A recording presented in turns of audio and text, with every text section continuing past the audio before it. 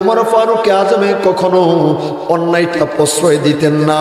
একজন লোক নামদারি মুনাফিক আয়েশা কয়, ভাই ওমর, আমি তো তোমার নবীর কাছে গেছিলাম, আমার পক্ষে রায় না দেয়া ইহুদির পক্ষে রায় দিছে, আমি একটু এক্সপান্স করলাম, বিচারটা একটু উল্টাইতে চাচ্ছি, তোমার কাছে কি বিচার পাইব নাকি? হা হা হা, আমার কাছে বিচার আছে, সুন্দর একটা বিচার। কি বিচার? কই জায়গায় বসো বা একটু দাঁড়াও, আমি ঘর থেকে আসতেছি। দৌড়ে আগে নাঙ্গা তরবারিটাই না, এইটার নাম কে? কয় তরবারি। কয় এটা দিয়া কি করে? কয় মানুষ হত্যা করে। কয় তোমার বিচার হবে। সঙ্গে সঙ্গে হযরতে ওমর একদম কল্লাটা দ্বিখণ্ডিত কইরা দিছে, কারণ জানে সেই ব্যক্তিটা আমার রসুলে পাকের বিরুদ্ধে কলম ধরেছে, রসুলে পাকের বিচারের বাইরে বিচার করতে চাচ্ছে। চিল্লায়া বলেন না ঠিক কিনা? এখনো অনেক যুবক আছে যেই যুবকেরা আল্লাহর হাবিবকে পরিপূর্ণ মানতে পারে না, আল্লাহর হাবিবকে পরিপূর্ণ সম্মান দিয়ে কথা বলে না। এমন যুবক আমাদের সমাজে আছে না নাই? জোরে বলেন না আছে না নাই? আজকে শুধু আমি যুবকদেরকে আহ্বান করছি, কারণ এখন যুদ্ধে যাওয়ার সময় তাদের, যাদের যৌবন আছে, যাদের যৌবন আছে, কথা বলেন ঠিক কিনা? যৌবন বয়সে মানুষ ইবাদত কম করে, অন্যায়টা বেশি করে। আমি এই জন্য যৌবন যাদের আছে তাদেরকে কিছু আহ্বান করি, কারণ হইল যৌবন বয়সের ইবাদতটা খুব আল্লাহর কাছে প্রিয়, আল্লাহর কাছে খুব প্রিয়, আল্লাহর কাছে খুব প্রিয়। এই জন্য যুবক ভাইরা, যৌবন থাকতে বলো তো মৃত্যুর প্রস্তুতি নেওয়ার জন্য দরকার আছে না নাই? জোরে বলেন না আছে না নাই? এ আমার বন্ধু খলিফাতুল মুসলিমিন হযরত ওমর রাদিয়াল্লাহু তাআলা একদিন রাস্তার মধ্যে বের হয়ে গেলেন। এ যুবক, শোনো শোনো শোনো, অন্যায় করেছো, কষ্ট পাওয়ার কোনো কারণ নাই, অন্যায় কইরা মাফ চাইলে আল্লাহ মাফ করে দিবে। এইটাই হলো সত্য, এইটাই হলো স্বাভাবিক, এইটাই হলো আল্লাহর কোরআনের আইন। চিল্লায়া বলেন না সুবহানাল্লাহ? আর আওয়াজ করে বলেন না সুবহানাল্লাহ?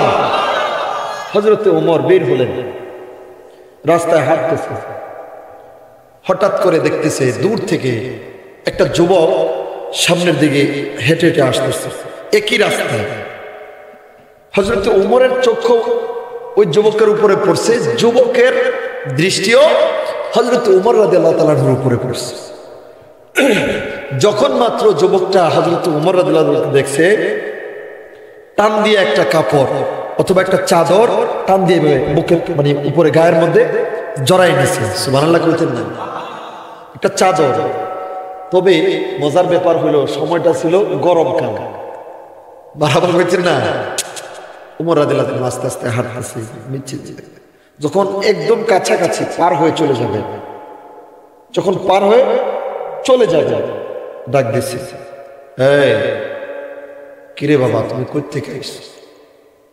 শরীর লেমে থরথর করে কাঁপতেছে। আরো জোরে কইতেন না সুবহানাল্লাহ? হুজুর, ওগো খলিফাতুল মুসলিমিন হযরত ওমর, আমি তো একটা কাজে গিয়েছিলাম, আমার মায়ের জন্য দুধ আনতে গিয়েছিলাম।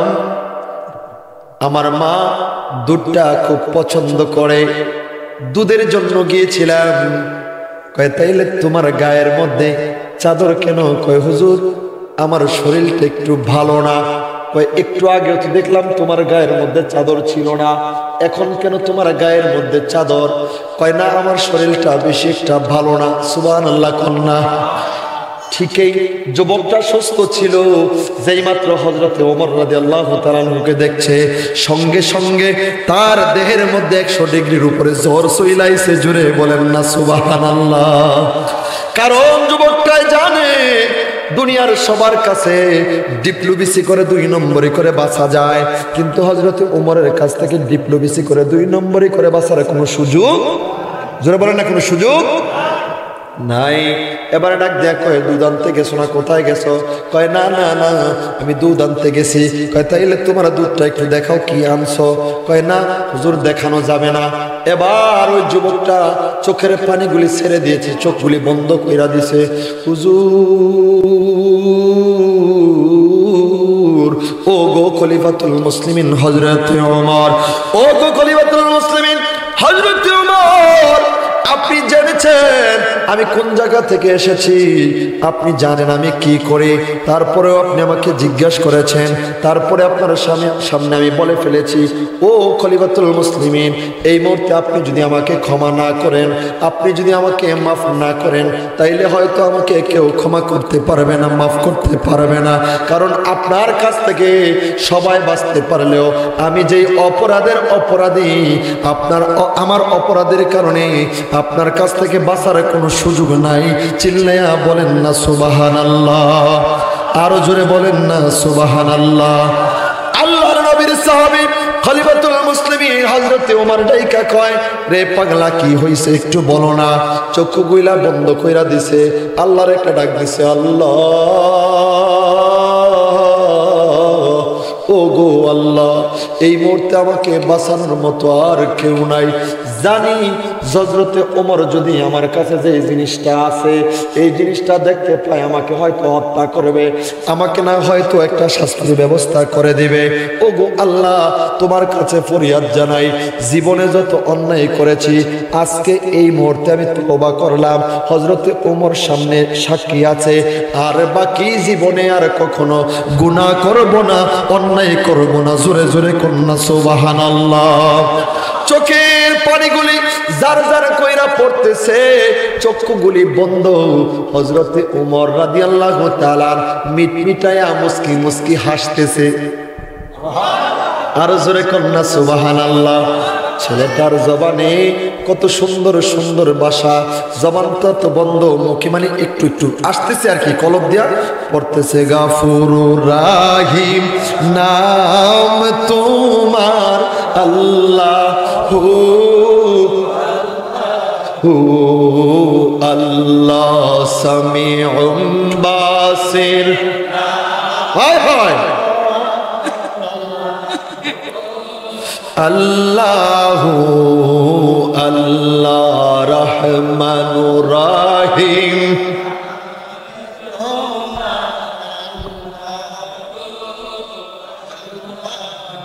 ও আল্লাহ হাইয়ুল কাইয়ুম নাম তোমার আল্লাহ।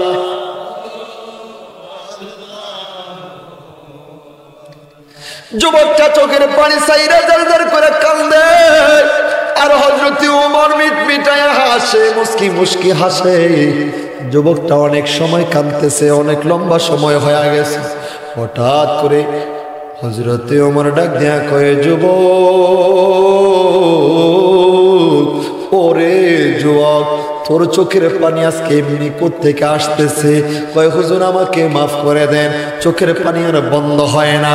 আমার নবীর সাহাবী হযরত ওমর ডাইকা কয়, যুবক রে, কাঁদতে থাকো কাঁদতে থাকো, চোখের পানি ফালাইতে থাকো ফালাইতে থাকো। জাননি জাননি আজকে তোমার এক একটা ফোঁটা চোখের পানির বদৌলতে আল্লাহ তোমার এক একটা গুনাহ মাফ করে দিবে। এক একটা ফোঁটা চোখের পানির বদৌলতে তোমার এক একটা গুনাহ আমার আল্লাহ মাফ করবে। তোমার আব্বা আম্মার গুনাহ পর্যন্ত আমার আল্লাহ মাফ কইরা দিব। চিল্লায়া কি সুবহানাল্লাহ কইবেন না? আর জোরে বলেন না সুবহানাল্লাহ। কয়, যুবক, কাঁদতে থাকো, চোখের পানি ফালাইতে থাকো, কারণ আমার আল্লাহর কাছে দুনিয়ার মানুষের সবচাইতে দামি সম্পদ হইল চোখের পানি। মানুষ কিন্তু এমনি এমনি চোখের পানি ছাড়ে না। যখন মানুষ আবেগে আপ্লুত হয়ে যায়, কষ্টের মধ্যে পড়ে যায়, তখন চোখের মধ্যে পানি ছেড়ে দেয়। কথা বলেন না কেন, ঠিক কি না? চোখের পানিটা আল্লাহর কাছে কত দামি, কত দামি জানেননি? যার মা নাই, যার বাবা নাই, ও যুবক ভাই, ও মুরব্বী আব্বা, আপনার পায়ে দইরা হাতে দইরা বলে যায়, মাঝে মধ্যে একটু চোখের পানি ফালায়েন, মাঝে মধ্যে একটু চোখের পানি ফালায়েন, কারণ চোখের পানিটা আল্লাহর কাছে অনেক দামি। যারা কবরবাসী হয়েছে, হাদিসের মধ্যে আসছে, বিশেষ করে মিশকাত শরীফের বাবু জানাজার অধ্যায়ের মধ্যে পড়েছি, এই সন্তান যখন মায়ের জন্য কাঁদে, বাবার জন্য কাঁদে, আমার নবী রাহমাতুল লিল আলামিন কয়, ফেরেশতা তখন চলে আসে, আল্লাহ ফেরেশতা পাঠিয়ে দেয়, এ ফেরেশতা যা যা যা, ওই তো শহীদুল এলাকার আব্দুর রহিম কাঁদতেছে, ওই তো শহীদুল এলাকার আব্দুল করিম কাঁদতেছে। কারণ কি? তার মা নাই, তার বাবা দুনিয়ায় নাই, ইন্তেকাল করে ফেলেছে। চোখের পানিগুলি পড়তেছে, গালটা বেয়ে বেয়ে দাড়িগুলি ভিজে ভিজে বুকটা ভিজতেছে। যা রে পাগলা যা, এ ফেরেশতা যা যা, ওই আব্দুর রহিম বা আব্দুল করিমের চোখের পানিগুলি তুই তোর হাতের মধ্যে নে। নিয়া কি করবে? কয় তার মার কবরের মধ্যে ছিটাইয়া দিবে, তার বাবার কবরের মধ্যে ছিটাইয়া দিবে। এবার কবরবাসী ডাক নিয়া কয় আল্লাহ, সুবহানাল্লাহ কন্যা, আরো জোরে কন্যা সুবহানাল্লাহ। এক নম্বরে যে ব্যক্তির ঈমান পবিত্র থাকে, দুই নম্বরে যে ব্যক্তির জিসিম পবিত্র থাকে। এবার ঈমানের পবিত্রতা এবং জিসিম মানে দেহের পবিত্রতা, দুইটার সেক্টরে দুই রকম। চিল্লায় বলেন না আল্লাহু আকবার। ঈমানের পবিত্রতার কথা বিশেষ করে উলামায়ে কেরাম বুঝবে, সাধারণ মানুষ তেমন একটা বেশি বুঝবে না। তারপরে আমরা বলতে হবে, কারণ অধিকাংশ মানুষ দেহের পবিত্রতার চাইতে বেশি ঈমানের পবিত্রতার কারণে সে জাহান্নামী হবে। চিল্লে কি নাউজুবিল্লাহ বলবেন না? লোকটা সারা জীবন দাড়ি রাখলো, মাথায় টুপি পাগড়ি, গায়ের মধ্যে পাঞ্জাবি, কিন্তু আমার নবীর ক্ষেত্রে তার আকীদা হলো, ঈমানে আকীদা হলো আমার নবী মরে গলে পচে মাটির সাথে মিশে গেছে। আস্তে কই নাউজুবিল্লাহ, তাহলে বাদ দিয়া কই নাউজুবিল্লাহ, জোরে কই দেন নাউজুবিল্লাহ। এইটা হলো তার ঈমান অপবিত্র, তার আকীদা অপবিত্র। হুজুর ঠিক আছে নি? তার আকীদা অপবিত্র। লোকটা যদি নামাজ পড়ে, রোজা রাখে, হজ করে, যাকাত দেয়, কিন্তু ঈমানের পবিত্রতা না থাকার কারণে কশিনকালে ওই লোকটা জান্নাতে যেতে পারবে না। ওই লোকটার জন্য জাহান্নাম অবধারিত, জাহান্নাম অবধারিত। চিল্লা বলেন না নাউজুবিল্লাহ।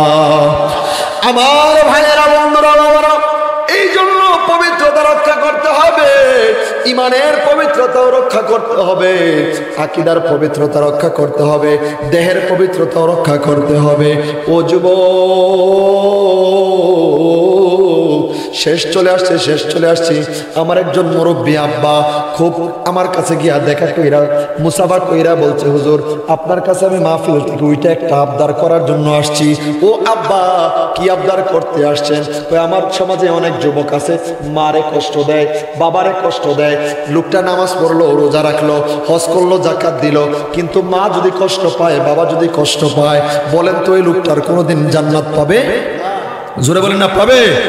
পাবে না, কোনো সুযোগ নাই। আমার আল্লাহ কোরআনুল কারীমের মধ্যে বলে দিলেন, উফিউ ওয়ালা তানহারহুমা ওয়া কুল্লাহুমা কাওলান কারীম। আরো জোরে বলেন আল্লাহু আকবার। যে ব্যক্তি তার আচরণে তার মা উফ শব্দটা ব্যবহার করে, তার আচরণে তার বাবা উফ শব্দটা ব্যবহার করে, আমার আল্লাহর পক্ষ থেকে আইন হলো ওই ব্যক্তিটা হবে জাহান্নামী। কারণ তার মারে কষ্ট দিছে, তার বাবারে কষ্ট দিছে। মারে কষ্ট দিয়া, বাবারে কষ্ট দিয়া কোনো ব্যক্তি কখনো জান্নাতে যেতে পারবে না। চিল্লে কি বলবেন না ঠিক কিনা? আরো জোরে বলেন না ঠিক কিনা? এই জন্য যুবক ভাই, তোমার পায়ে ধরে বলে যায়, হাতে ধরে বলে যায়, যাদের মা আছে, যাদের বাবা আছে, বরং এইটা তোমার জন্য বড় নিয়ামত। আল্লাহর হাবিব রাহমাতুল লিল আলামিনকে সাহাবায়ে কেরাম প্রশ্ন করলেন, হুজুর ইয়া রাসূলুল্লাহ, নবী গো, মা আছে, বাবা আছে, এখন আমার জন্য কি আছে? আমার নবী বললেন, তোমার মা আছে, তোমার বাবা আছে, তোমার জন্য আল্লাহর দেয়া দুইটা বড় বড় সামিয়ানা আছে, ছাতা আছে। জুড়ে বলেন না সুবহানাল্লাহ। যখন আমরা রোদ্রের মধ্যে যাই, উপরে যদি ছাতা থাকে, রোদ্রের তাপটা আমাদের শরীরে তেমন লাগতে পারে না। যার মা দুনিয়ায় আছে, যার বাবা দুনিয়ায় আছে, দুনিয়ার কত বিপদ আপদ আছে, মায়ের যদি দোয়া করে, বাবায় যদি দোয়া করে, সমস্ত বিপদ আপদ আমার আল্লাহ মায়ের দোয়ার বদৌলতে, বাবার দোয়ার বদৌলতে আমার আল্লাহ দূর করে দেয়। জোরে বলেন না সুবহানাল্লাহ। আরো জোরে বলেন না সুবহানাল্লাহ। এই জন্য মাকে বাবাকে কষ্ট দেওয়া যাবে? জোরে বলেন না যাবে? আর মা বাবা পৃথিবীর শ্রেষ্ঠ সম্পদ। বাবাকে তোমরা কাবা জানিও, মদিনা জানিও, মাকে যদি গো তারা বেঁচে থাকে। বাবাকে তোমরা কাবা জানিও, মদিনা জানিও, মাকে যদি গো তারা বেঁচে থাকে। ওই আমি করি নাই, করিতে পারি নাই, আমি করি নাই, করিতে পারি নাই, করিও আমার উম্মত, ওরেও আমার উম্মত, ওরেও আমার উম্মত। মায়ের মুখেতে বাবার মুখেতে যে তুলে দিবে খানা, সে খানা পায় রাব্বানা। আল্লাহু আকবার বলেন না। বাবার মুখেতে মায়ের মুখেতে যে তুলে দিবে খানা, সে খানা পায় রাব্বানা। ওই আমি সেবি নাই, সেবিতে পারি নাই, আমি সেবা করি নাই, করার সুযোগ হয় নাই, করিও আমার উম্মত, করিও আমার উম্মত, ওরেও আমার উম্মত। এবার অনেক ভাইয়ের মা দুনিয়ায় নাই, বাবা দুনিয়ায় নাই, জুম্মার দিন রাত্রের বেলা মায়ের কবরের কাছে যাইয়েন, দিলটার মধ্যে শান্তি চলে আসবে, দিলের মধ্যে শান্তি আসবে। আমার নবী বলেছেন, যেই উম্মত রাত্রের বেলা, জুম্মার দিন রাত্রের বেলা অথবা দিনের বেলা কবরের পাশে যাইয়া পড়বে রাব্বির হামহুমা কামা রাব্বায়ানি সগীরা, আমি নবী ঘোষণা করলাম আমার আল্লাহ ওই বান্দার বংশের কবরের আযাবগুলি চিরতরে বন্ধ করে দিবে। চিল্লা কি সুবহানাল্লাহ পড়বেন না? আর জোরে বলেন না সুবহানাল্লাহ। এ বন্ধু, শেষের দিকে চলে আসলাম। মৃত্যুটা অবধারিত, মৃত্যুর হাত থেকে বাঁচার কোনো সুযোগ নাই। একদিন তুমি আমি আমরা সবাই লাশ হয়ে শুয়ে যাব। একদিন আমি তুমি তোমরা, তুমি আমি আমরা সবাই আমরা লাশ হয়ে শুয়ে যাইব। বাঁচার কোনো সুযোগ নাই, বাঁচার কোনো সুযোগ নাই। যেই পথে আমার মা চলে গেল, যেই রাস্তায় আমার বাবা চলে গেল, যেই গুরুস্থানে আমার মা শুয়ে গেল, বাবা শুয়ে গেল, এই গুরুস্থানে আমি শুইতে হবে, এই মাটির নিচে আমাকে যেতে হবে। বলেন তো মৃত্যুর প্রস্তুতি নেওয়ার দরকার আছে না নাই? আর জোরে কন্যা আছে না নাই? এ যুবক, রাত্র যখন গভীর হইব, রাত্র গভীর হওয়ার পরে তোমাদেরকে একটা আদেশ করে যায়, একটা কথা বলে যায়, রাত্র যখন গভীর হইব তখন একটা কাজ করবা, একটা কাজ, একটা মাত্র কাজ। কি কাজ? সারাদিন তুমি নামাজ পড়ো নাই, রোজাও রাখো নাই, হজ করো নাই, যাকাত দাও নাই, না না না, কোনো ইবাদত করো নাই, তবে একটা কাজ তুমি করবা। রাত্র যখন গভীর হইব, শুইতে যখন যাইবা, শোয়ার পরে চক্ষুগুলি বন্ধ করবা, আর কল্পনা করবা, কল্পনা করবা। কল্পনা কি করবা? তোমার দাদা যখন ইন্তেকাল করেছিল ওই কল্পনাটা করবা। তোমার